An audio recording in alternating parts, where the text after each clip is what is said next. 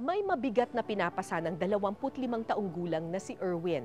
Ang kanya kasing muka, tinubuan ng maliit na bukol na kalaunan ay lumaki ng lumaki at bumigat na ng halos 3 kilo. May pag-asa pa bang gumaan ang kanyang pinapasan? Yan ang tinutukan ni Mav Gonzales. Pag sinusuot po yung damit ko, ginaganda ko at masakit masyado siya. Lumalaki na lahat ng damit ko. Ginagayon ko dapat.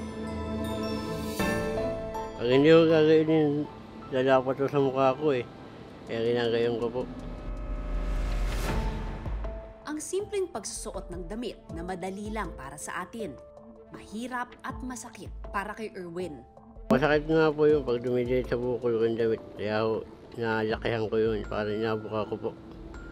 Kaya ho yun, dandahan yung ilalabas, tapos dandahan din pong ipapasok. Pag lang lumapat.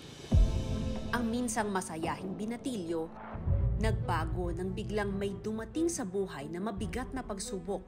Ang inakalang bukol lang sa pisngi, naging sanhi ng kanyang mabigat na pasan.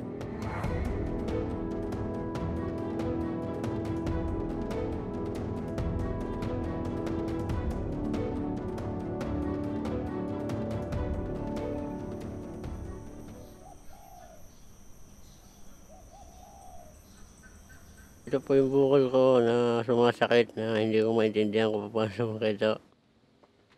Ang sakit-sakit na kasuho niya. Erwin, pwede una pa kwento lang, paano ba nagsimula itong bukol na to? Tsaka gano'n lang siya kalaki nung nag-umpisa? Kasi kailangan po ng kamatis siya nung dati pa. Tapos yan po, nagmula-mula lumaki na lumaki. Hindi ko naman po nakaya na pagamot nun. At wala akong kakayahan. Kaya ako yun, lumaki siya ng lumaki hanggang sa gaganto na ako. Pero ano yung una mong naramdaman? Sumakit ba siya? Parang may sumasakit sa mukha ko kasama may gilagid. Ayun no, sabi ko, ano kaya ito? Parang nalaki. Yung pala nga ako, yung bukol na ho na yun. 8 taon ng bitbit ni Erwin ang bukol niyang ito. Apektado na rin ang kanyang gawain sa araw-araw kahit ang simpleng pagkain. Ang umumuya ako, sumasakit po yung ganito ko. Ang bukol ko po dito. Ayaw, dito lang kain para hindi mo masyado sumakit siya. Pag masyadong malaki ho, ay nasakit ho yung kabila kong yung bukol po.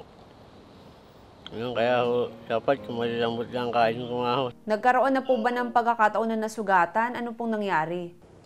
Nasugatan ho siya. Nasundot lang yata ho ng ting-ting yata ho yun. Doon sa higaan ko. Ito po yung butas ko, itong butas na ito. Pumuputok siya pag minsan. Inahimas ko lang, maya-maya, bumusdi na eh. Tapos ano pong pinanggagamot niyo pag nagkaganon? Wala ho pag minsan. Napahilang ko lang ho ng langis at para ho hindi siya langawin. Ginaganyanan ko na lang po. Para hindi po siya tumulo. Napupuligtaan naman po kasi nabayaan ko lang po. Isa no, nababasa na lang. Ayun, napalitan ko na lang po yung damit. Mabigat din para sa kalooban ni Mercy ang nararanasang hirap ng anak. Ma'am, pina-check up niyo po. Ano po yung nangyari? Ano po yung sabi sa inyo? Ang sabi po sa amin ay panatigil daw ho yung kanyang gamot. Ay para daw, mayroon daw po nakirot. Kirot na naman. Yan po siya, hindi na po siya makatulog. Nakirot yung kanyang maga. Kapag ka po sumasakit, anong ginagawa ninyo? Nadaing po yan sa akin na ibili ko daw siya ng gamot. Ay inapabili ko naman po siya doon sa baba sa tiyahin niya. Eh ma'am, kayo bilang nanay na nakikita niyo yung anak niyo na ganun, ano pong nararamdaman ninyo pagka yung dumadaing siya na ganun? Ay ako po yung naaawa na rin po sa kanya.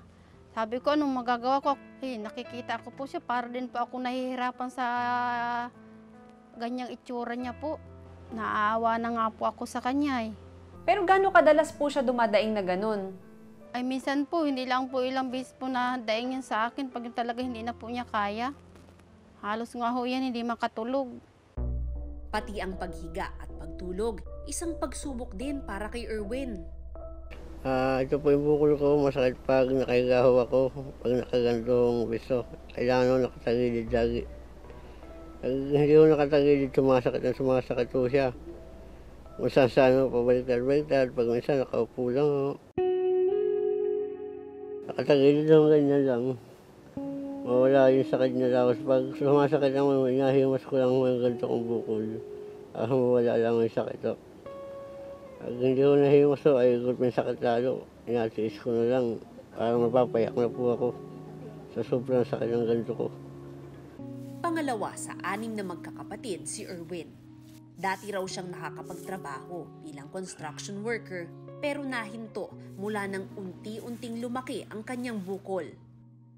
Nakakatulong man po yung aking nanay pag minsan, pag over na ng sakit ako, makatulong naman lang ako. Sabi ko, nahuhulas-hulasan.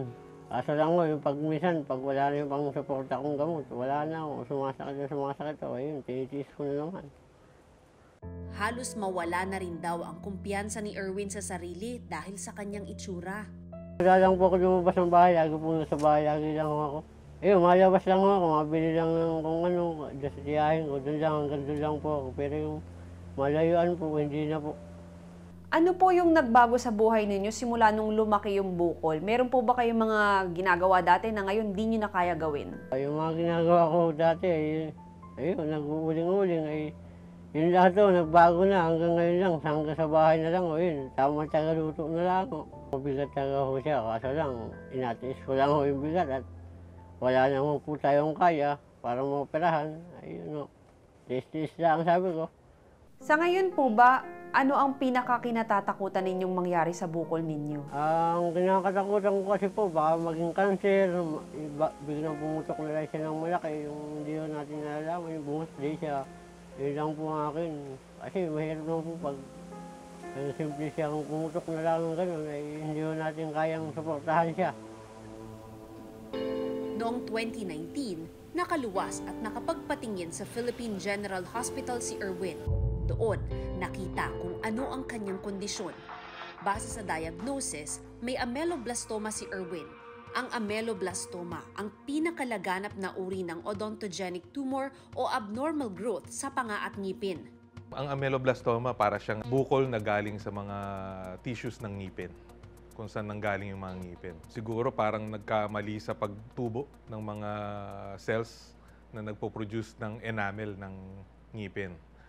Ang ameloblast ay cells na responsable sa pag-produce ng enamel ng ngipin.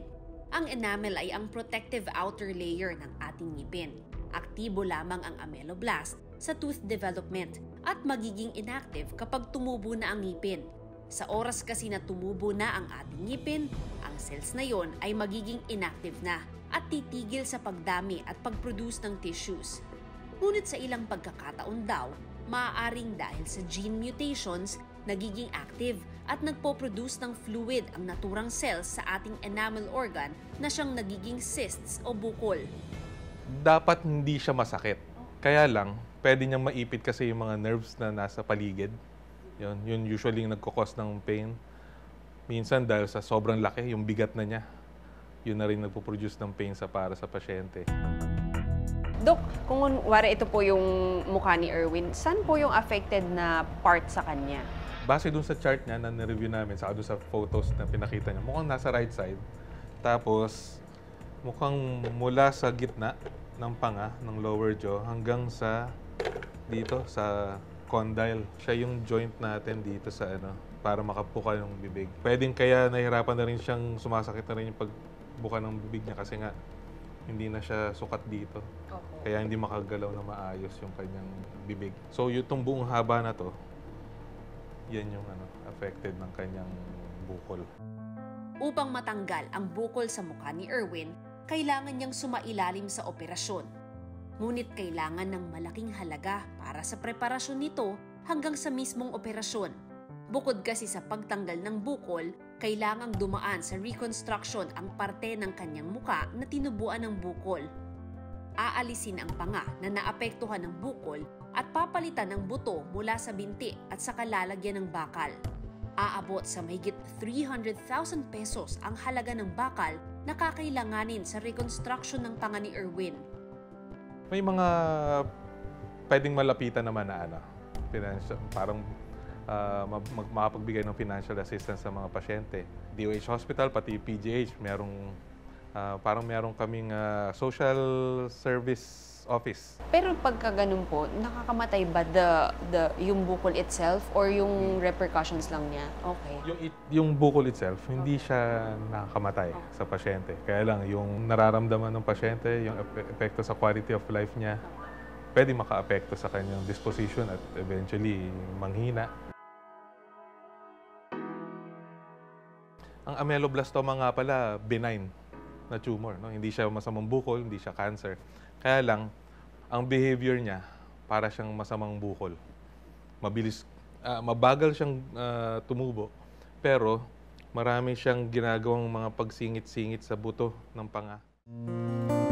Samantala, sinamahan namin si Erwin sa espesyalista para muling ikonsulta ang kanyang kondisyon.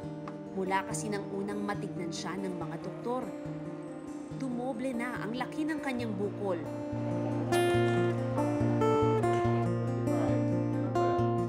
Sa pagkagagamot po ng ameloblastoma, ang the best time usually kung maliit-liit. Kasi siya ay dinadamay niya, normal buto. Binay naman po siya, pero ganun pa rin. Ang ugali niya ay parang siyang cancer din kasi kumakalat siya. Ngayon, isang kailangan CT scan. Bakit? Kailangan mo makita kung anong level yan, kung hanggang saan mo tatanggalin.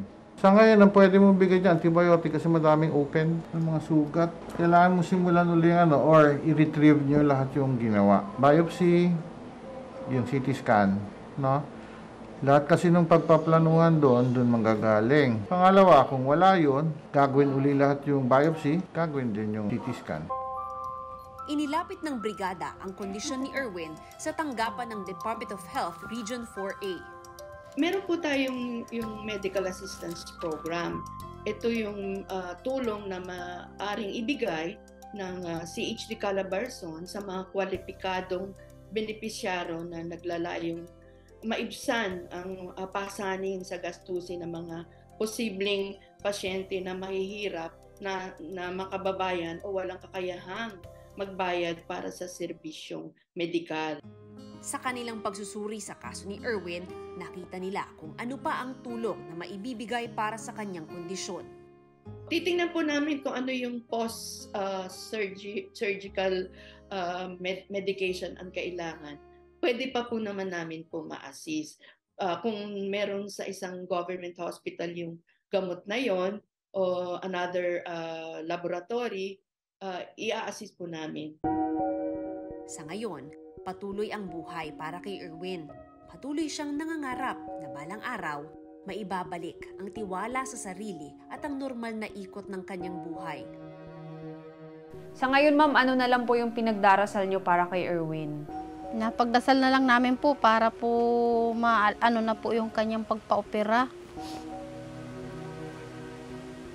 Yung meron po magtulong. Sana po matapos na po yung kanyang paghihirap po. Kapag ka po natanggal yung bukol na yan, sir, anong kauna-unahang gusto nyong gawin? Kauna-unahan ko kung gagawin po, gusto ko matulungan yung pamilya ko. Tsaka simple lang po, yung simpleng trabaho lang. Yung matulungan ko yung mga magulang ko sa mga problema sa bahay po. Ako si Mav Gonzalez, kasama sa iisang brigada.